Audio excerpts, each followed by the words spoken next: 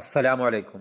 Welcome back to Visal Media. ഞാൻ ഫക്രുദ്ദീൻ പന്താവൂർ. ഹജ്ജിന് വരുന്ന ആളുകൾ സന്തോഷത്തോടു കൂടിയിട്ട് തിരിച്ചു വരുന്ന ചില രംഗങ്ങൾ കണ്ടില്ലേ? അവരെ സ്വീകരിക്കാൻ വേണ്ടി നിൽക്കുന്ന ആളുകൾ പരസ്പരം വാരിപ്പുണരുന്നത്, മാഷാ അല്ലാഹ്, ഓരോരുത്തരും അവരവരുടെ പ്രിയപ്പെട്ട ആളുകൾ ഹജ്ജിന് പോയിട്ടും കണ്ട് തിരിച്ചു വരുന്നത് കാണുമ്പോൾ ഒരു പുനർജന്മത്തിൻ്റെ സന്തോഷമാണ്. പക്ഷേ ഈ സന്തോഷങ്ങൾക്കിടയിലും വലിയ സങ്കടമുണ്ടാക്കുന്ന ഒന്ന്, ഇന്നലെ പരിശുദ്ധ മദീനയിൽ നമസ്കരിക്കാൻ വേണ്ടി നിൽക്കുമ്പോൾ, ഹസുറ നമസ്കരിക്കാൻ വേണ്ടി നിൽക്കുന്ന ഒരു സമയത്ത് മരണം പുൽകിയ ഒരു ഹാജി, ഇത്തവണ തന്നെ ഹജ്ജിന് പോയിട്ട് ഒരു 12ഓളം ആളുകൾ ഇത്തരത്തിൽ ഹജ്ജ് പൂർത്തിയാക്കിയതിന് ശേഷം മരണപ്പെട്ട സംഭവങ്ങൾ ഉണ്ടായിട്ടുണ്ട്. ഇന്നലെ മാത്രം 3 പേരാണ് മരണത്തിന് കീഴടങ്ങിയത്. അതിലൊന്ന് മലപ്പുറത്തുള്ള അലവിക്കുട്ടി എന്ന് പേരുള്ള 61 വയസ്സുള്ള ഒരു ഉപ്പ ഹാജി, അവരുടെ ഭാര്യ സക്കീനയും ഒന്നിച്ചിട്ടാണ് ഹജ്ജിന് പോയിരുന്നത്.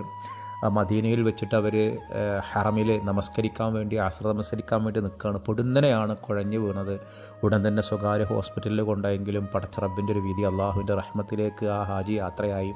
പരിശുദ്ധ ഹജ്ജ് കഴിഞ്ഞ് ഭാര്യയോടൊന്നിച്ച് സന്തോഷത്തോടു കൂടി പങ്കിട്ടതിനിടയിലാണ് നമസ്കരിക്കും. അതുവരെ കുഴപ്പങ്ങളൊന്നും ഉണ്ടായിരുന്നില്ല എന്നുള്ളതാണ് നമുക്കറിയാൻ കഴിഞ്ഞത്. പക്ഷേ ആ ഒരു സമയത്ത് അസ്ർ നമസ്കരിക്കുന്നതിന് തൊട്ട് മുൻപായിട്ട് ആ ഒരു വിശുദ്ധമായ പള്ളിയിൽ വെച്ചിട്ട് അള്ളാഹുവിൻ്റെ റഹ്മത്തിലേക്ക് യാത്രയാവുള്ള ഒരു ഭാഗ്യം ആ ഹാജിക്ക് കിട്ടിയ. ഹജ്ജ് പൂർത്തീകരിച്ചിട്ട് ആ ഒരു ഹജ്ജിൻ്റെ പരിശുദ്ധിയോട് കൂടിയിട്ട് മരണപ്പെടാമെന്ന് പറഞ്ഞാൽ മരണം ഒരു വേദന തന്നെയാണ്, സങ്കടമാണ് കുടുംബക്കാർക്ക്, പ്രിയപ്പെട്ടവർക്ക്. പക്ഷേ മരണപ്പെടുന്ന ഒരാളെ സംബന്ധിച്ചിടത്തോളം ഏറ്റവും പരിശുദ്ധമായിട്ട് അള്ളാഹുവിൻ്റെ റഹ്മത്തിലേക്ക് പോകാനുള്ള ഭാഗ്യം ലഭിച്ച ഒരാളാണ്. അദ്ദേഹത്തിനെയും അവിടെ തന്നെയാണ് ഖബറടക്കം. അതോടൊപ്പം തന്നെ തിരുവനന്തപുരം പുതുശ്ശേരിയിലുള്ള മുഹമ്മദ് കുഞ്ഞ് എന്ന് പേരുള്ള 70 വയസ്സുള്ള ഒരാൾ, അദ്ദേഹം ഭാര്യ ഷംസാദി ബീഗത്തിനോടൊപ്പം അവരുടെ മകളുണ്ട് ഇംതിയാസ് ബീഗം. വളരെ വലിയ സൂഫി ഗായികയാണ് ഇംതിയാസ് ബീഗം എന്ന് നിങ്ങൾ അടിച്ചു കൊടുത്തു കഴിഞ്ഞാൽ അവരുടെ കൂടെ പാട്ടുകളൊക്കെ മനോഹരമായിട്ട് കേൾക്കും. അവരുടെ ഉപ്പയാണ് ഈ മുഹമ്മദ് കുഞ്ഞ് എന്ന് പേരുള്ള ബുഖാരി എന്നറിയപ്പെടാം. 70 വയസ്സാണ് അദ്ദേഹം. ഭാര്യയുടെയും മക്കളൊക്കെ ഒന്നിച്ചിട്ടാണ് ഹജ്ജിന് പോയത്. അങ്ങനെ മക്കയിൽ വെച്ചിട്ടാണ് അവർ മരണത്തിന് കീഴടങ്ങിയത്. പെട്ടെന്ന് അറ്റാക്കായിരുന്നു എന്നുള്ളതാണ് അറിയാൻ കഴിഞ്ഞത്. നമ്മളെല്ലാവരും ഇവർ മരണപ്പെട്ടവർക്ക് വേണ്ടി മഗ്ഫിറത്തിന് വേണ്ടി ദുആ ചെയ്യണം. ഹജ്ജ് കഴിഞ്ഞുള്ള ആ ഒരു വിശുദ്ധിയിൽ തന്നെ മരണത്തെ പുൽകുക എന്നൊക്കെ പറഞ്ഞാൽ മരിക്കുന്നവരെ സംബന്ധിച്ചിടത്തോളം വളരെ വലിയൊരു സൗഭാഗ്യമാണ്.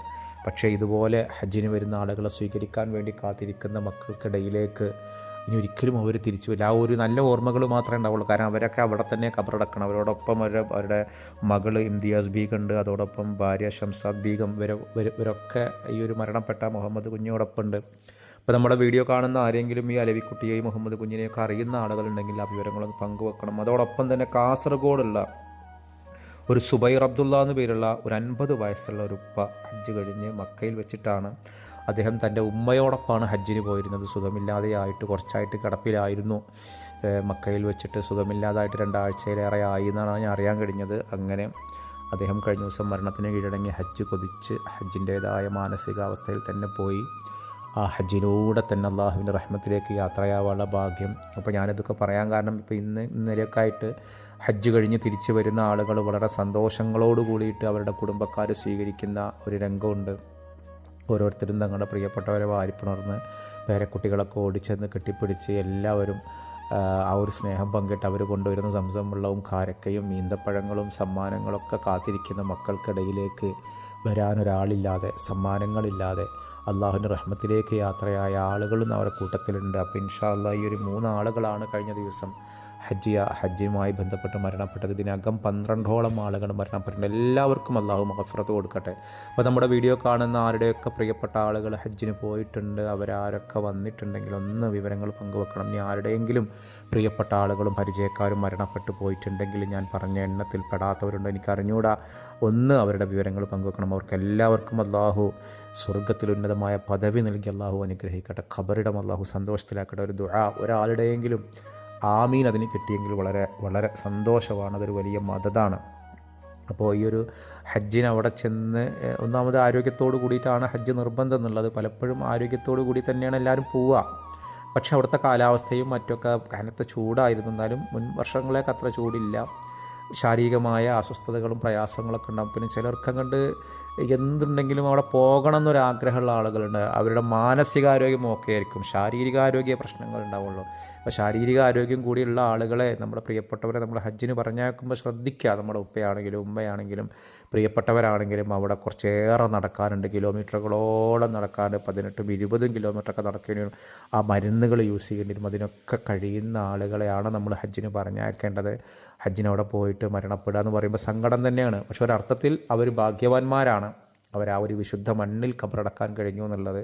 അപ്പോൾ ഹജ്ജ് അള്ളാഹു നിർബന്ധമാക്കിയ ഹജ്ജിൽ ഈ രീതിയിൽ ആരോഗ്യമുള്ള ആളുകൾക്കാണ് ഹജ്ജ് നിർബന്ധമുള്ളത്. അപ്പോൾ കൂട്ടത്തിൽ ഇൻഷാ അല്ലാ ഈ ഒരു ഹജ്ജിൻ്റെ കാര്യം പറയുമ്പോഴാണ് കരുവാരക്കുണ്ടിൽ ഇന്ന് ഒരു കുട്ടി വെള്ളച്ചാട്ടത്തിൽ വീണ് മരിച്ചു എന്ന് പറഞ്ഞിട്ടൊരു വാർത്ത കണ്ടിരുന്നു. ഞാൻ അതിനും കൂടി നിങ്ങൾ ദുആ ചെയ്യണം. സ്വപ്നക്കുണ്ട് വെള്ളച്ചാട്ടം എന്ന് പറഞ്ഞാൽ കരുവാരക്കുണ്ടർക്ക് മലപ്പുറത്തേക്ക് അറിയാം, അതിമനോഹരമായ വെള്ളച്ചാട്ടമാണ്. ഞാനവിടെ പോയിട്ടില്ല, പക്ഷേ അവിടെ പലപ്പോഴും ഇങ്ങനെ അപകടങ്ങൾ ഉണ്ടായിട്ടുണ്ട്. അപ്പോൾ ഇന്നലെ ഈ പൂക്കോട്ടുപാടം തരിശിലുള്ള ഒരു 5ഓളം സുഹൃത്തുക്കളാണ് വെള്ളച്ചാട്ടം കാണാൻ പോയത്. അങ്ങനെ പെട്ടെന്ന് റംഷാദ്, റഷീദ് 2 പേര് അവിടെ ആ ഒഴുക്കിൽ പെട്ടു എന്നുള്ളതാണ് അറിയാൻ കഴിഞ്ഞത്. റംഷാദ് തലയടിച്ചിട്ടാണ് പാറക്കൂട്ടത്തിന്മേൽ തലയടിച്ച്. 20 വയസ്സാണ് റംഷാദിൻ്റെ പ്രായം. ഒരു ചെറിയ കുട്ടി, ഒരു കൗമാരം കഴിഞ്ഞ് വന്നൊരു കുട്ടി.